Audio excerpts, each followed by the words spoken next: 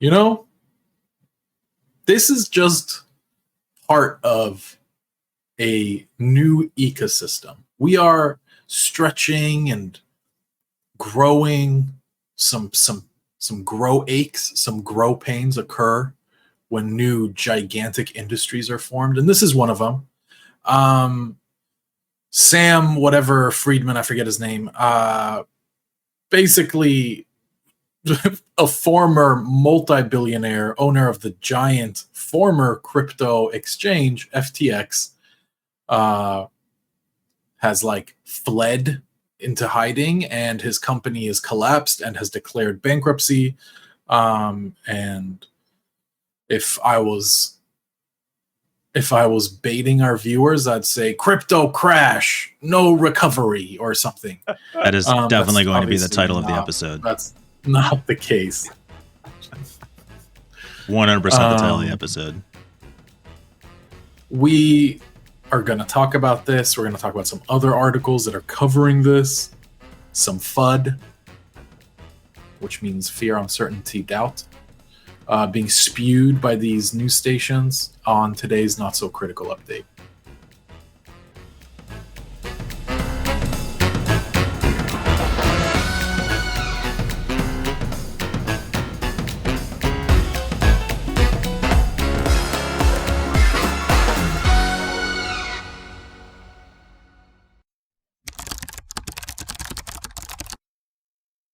So this is the second largest crypto exchange that basically went bankrupt overnight.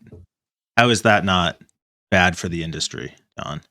Put them up, Jon. Okay, so a big problem that the cryptocurrency industry is facing is legitimacy.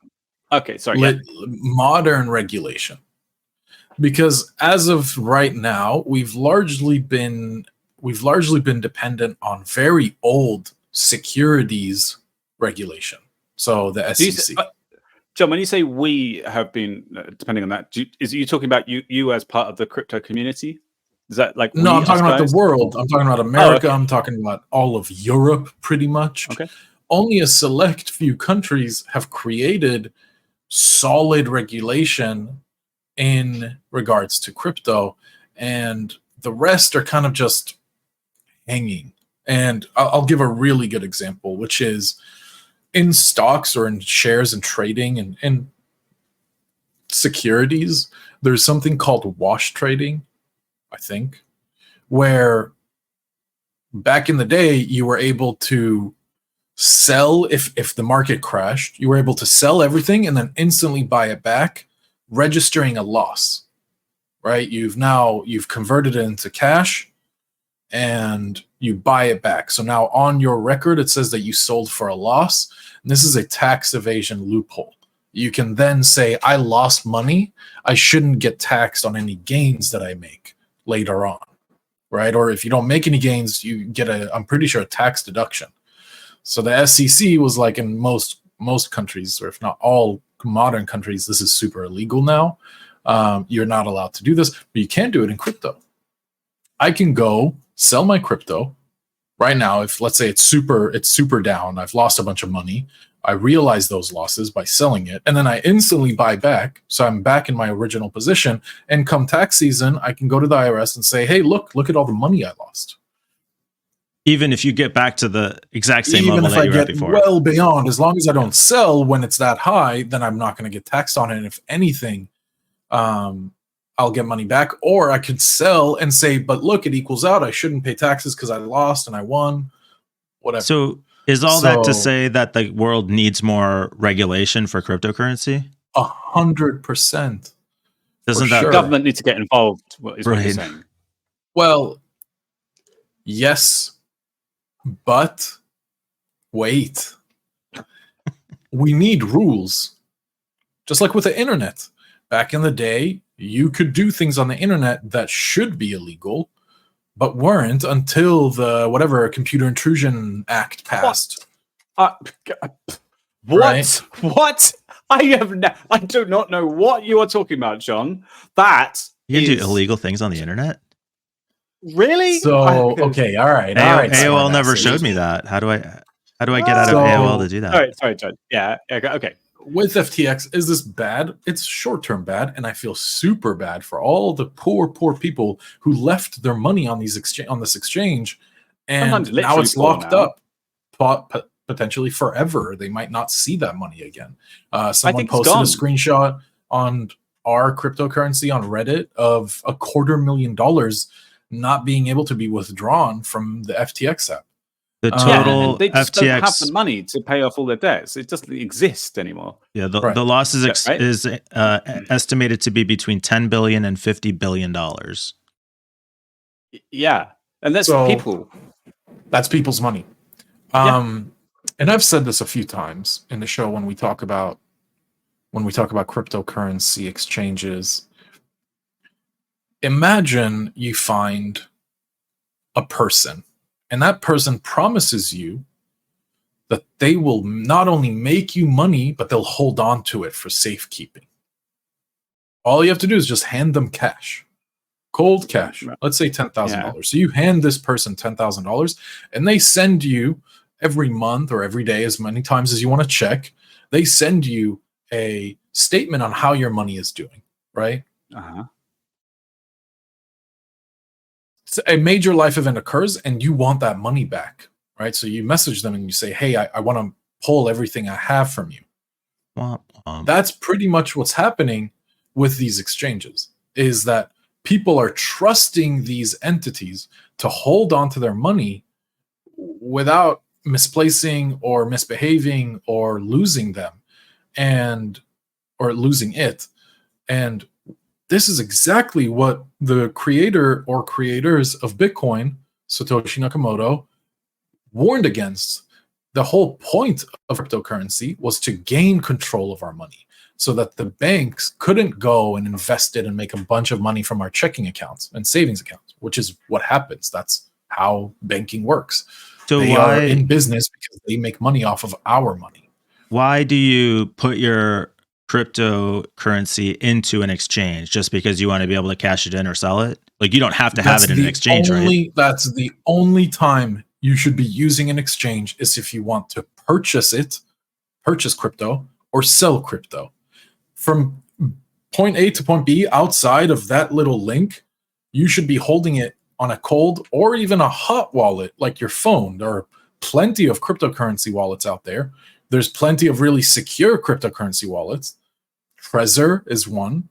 That's a really good cryptocurrency wallet that you then store at home in your safe instead of on an exchange. All right.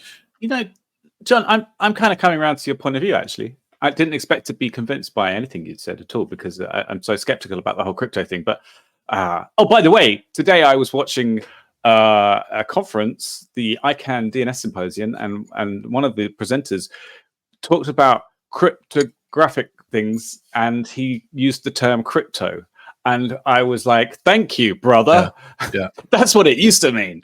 The real crypto bros hate that it's been taken over, because cryptography is not. I hate it. It's not. I used to love cryptography. Yeah. Anyway.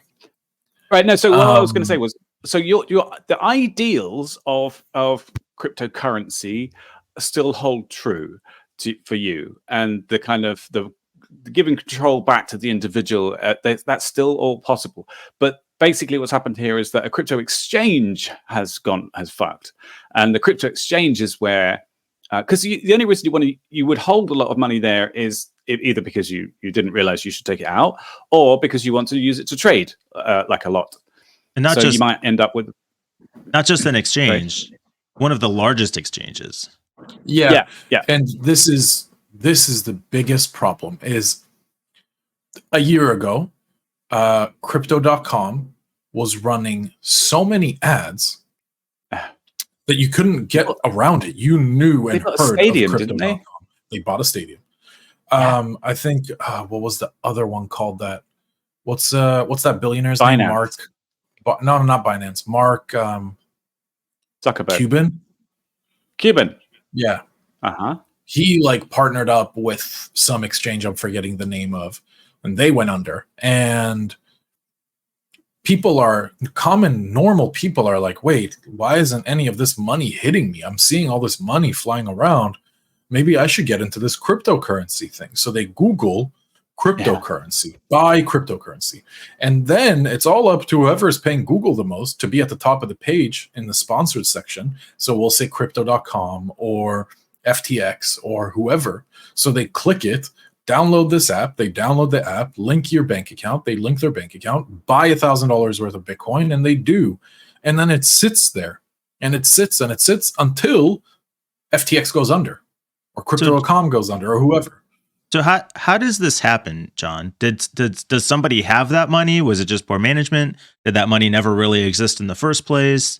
Was it? There's a number of ways stolen? that this could have happened. I'm not sure how FTX. I think if I had to guess, actually. Well, let me guess first, and you can tell me if I'm right. Yeah. FTX sold credits. They sold IOUs, which is very common. They said, "Yeah, sure, you do have $100 million of Bitcoin that you just bought," but they never had that in their reserves. So they Classic sold blank IOUs. leverage problem. Yeah. And then maybe as people were like starting to move money out, because that's what you're supposed to do, they started moving crypto out. FTX started really feeling it. And then things start to unravel. All right, Peter, how close was I? Something like that. Yeah, I think so. They basically owed. So I don't know exactly how they got into debt, or I think it was a lot of people tried to start taking money out of FTX, and then Binance said that they would agree to buy them, and then they pulled out at the last minute, and they totally devalued FTX, and they just couldn't continue operating. This is basically the same mechanism that caused, or not the same mechanism, but it's the same thing that caused the financial collapse in 2007. Is banks over-leveraged themselves. All of a sudden, when things started getting called in, they couldn't fulfill it, and this all went down. So this guy, Sam Bankman-Fried, personally lost about $10 billion. He'd been previously compared to Warren Buffett. Even as recently as last week, according to this article, Sequoia investors had called him, what did they say? That almost certainly the next or the first future trillionaire. Yeah. And they think that this loss will go down as the largest single day destruction of wealth in history. I hate that term, by the way. This destruction of wealth. It's all fucking virtual anyway, right? It didn't exist before, and it doesn't exist now. It's all paper, because I assume that I believe that there's an FTX token, and I imagine majority of his money is in FTX. So that's poof now. I think that's what it was all about. Like a lot of their own and money. And then, of course, was shares of the company themselves, and now the shares are virtually worth. Well, they aren't worth anything. So, but same for all these guys. If Facebook or Amazon or Twitter just suddenly became worthless, those guys are just no longer billionaires. Yeah. Mark lost 60% of his net worth in the last year. Anyway, I want to answer the original question: is this bad for the space? Yes and no. Yes, it's bad for the space in that it keeps putting dark, shitty marks on the whole industry or ecosystem. It says crypto can't be trusted. New articles come out saying this is the last time you'll hear about crypto or whatever.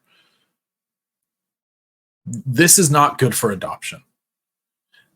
Why it is good for adoption is because this drives lawmakers to take notice and say, we got to do something about this. We can't just have people lose $10 billion overnight.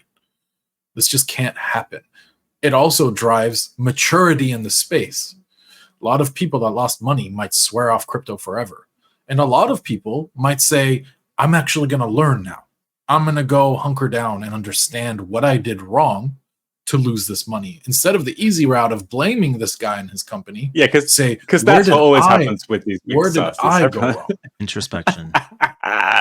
Introspection and growth. Well, I'll give an example of introspection. So, a friend of mine, 7 years ago, I'd like to give an example after this, by the way. But was storing crypto on a USB drive, and smart enough to know how to spin up their own wallet, but short-sighted enough to not make a copy. The USB drive got corrupted. Thankfully, they were able to take it to a data recovery company, and the data recovery company was able to recover this money Oh, hey. for a fee, Right? a pretty steep fee for a USB drive. And instead of swearing off crypto forever, they said, oh, wow, I actually need to dive deeper here and fix my shortcomings, fix my gaps of knowledge. And they did. That's a good example. Yeah, go ahead. Okay. Yeah, I wanted to give an example of introspection. At any rate, Jon remains bullish on crypto. How's that? Thank you. Thank you. Don't encourage him, Jon. Bottom line is you remain bullish on crypto, full in, go. Zero doubt. And if you want to help Peter name his new friend, Ewok, then you can join us on Discord, or you can leave in the comments. I think Peter wants name suggestions for the Ewok here. Yes, please. What am I going to call? Is it, first of all, is it a boy or a girl? And looks. I like how he looks every time he says that. He did that before we started recording too. You know, I might have missed something. It's happened before, so that's all I'm saying is that got to be careful with these things. That's it's a boy or girl, and what do you call it? Anatomically correct Ewok. All right. I don't know. Have you seen a biology book for an Ewok? Yeah, like actually, isn't there a biology book for? All right. We'll see everyone tomorrow. All right. Thanks.